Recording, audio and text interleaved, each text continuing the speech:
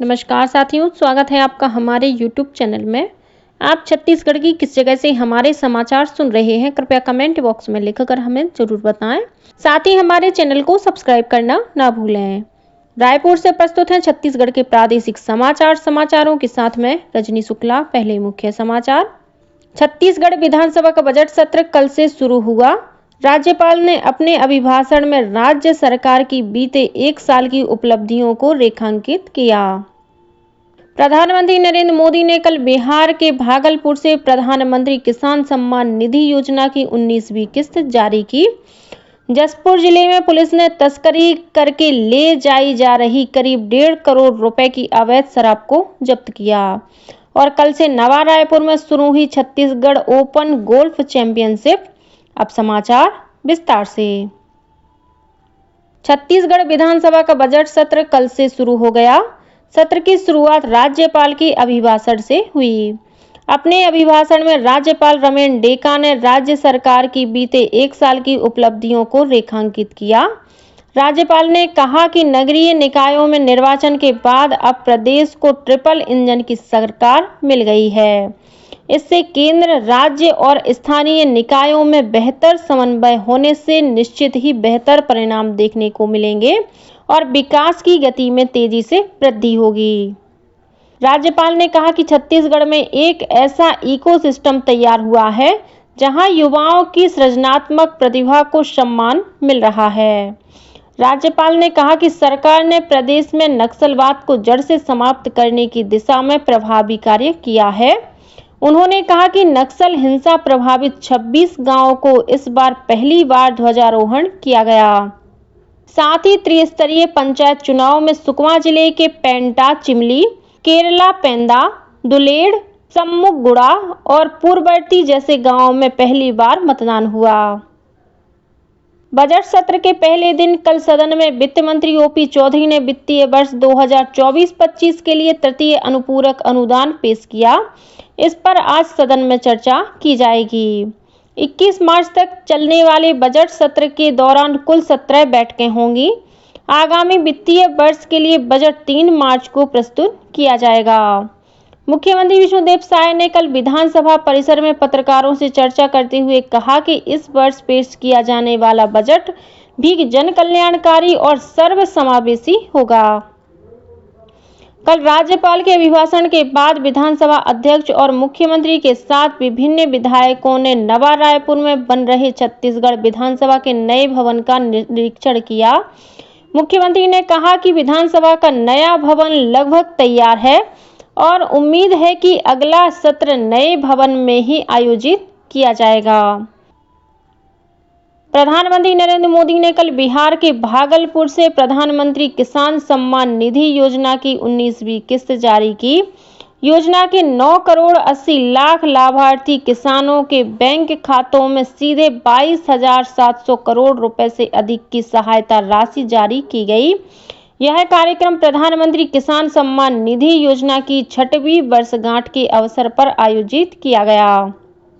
कार्यक्रम को संबोधित करते हुए प्रधानमंत्री ने कहा कि बीते 1 दशक में केंद्र की एनडीए सरकार ने किसानों की हर समस्या के समाधान के लिए पूरी शक्ति से काम किया है। इस मौके पर छत्तीसगढ़ में भी विभिन्न स्थानों पर कार्यक्रम आयोजित किए गए। दुर्ग जिले के अंजोरा स्थित कृषि विज्ञान केंद्र में आयोजित कार्यक्रम में बड़ी संख्या में जिले के किसान उपस्थित हुए। इन किसानों ने किसान सम्मान निधि के तहत किस्त जारी करने के लिए प्रधानमंत्री का आभार व्यक्त किया। गौरतलब है कि प्रधानमंत्री किसान सम्मान निधि योजना के तहत भारत सरकार देश के सभी किसानों को हर साल 6,000 रुपए की आर्थिक सहायता प्रदान करती है।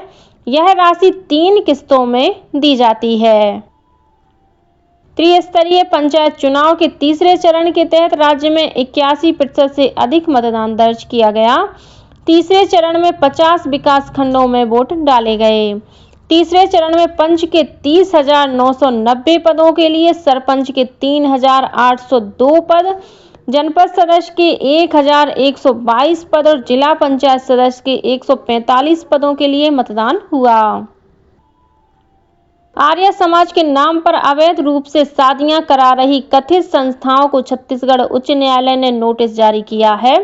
इसके साथ ही इस मामले में राज्य सरकार और रजिस्ट्रार फर्म सोसाइटी को भी नोटिस जारी कर जवाब पेश करने के निर्देश दिए गए हैं। कल छत्तीसगढ़ प्रांतीय आर्य प्रतिनिधि सभा की याचिका पर उच्च न्यायालय में सुनवाई हुई। याचिका में प्रदेश की 22 संस्थाओं को पक्षकार बनाया गया है। आरोप है कि ये संस्थाएं आर्य समाज के नाम पर बिना मान्यता और बिना संबद्धता के ही अनुष्ठान और शादियां कराकर धन कमा रही हैं। जसपुर पुलिस ने तस्करी करके ले जाई जा रही करीब 1.5 करोड़ रुपए की शराब को जब्त किया है। जिले के वरिष्ठ पुलिस अधीक्षक शशि मोहन सिंह ने बताया कि पुलिस को सूचना मिली थी कि एक ट्रक से अवैध शराब को पंजाब से झारखंड, बिहार ले जाया जा रहा है।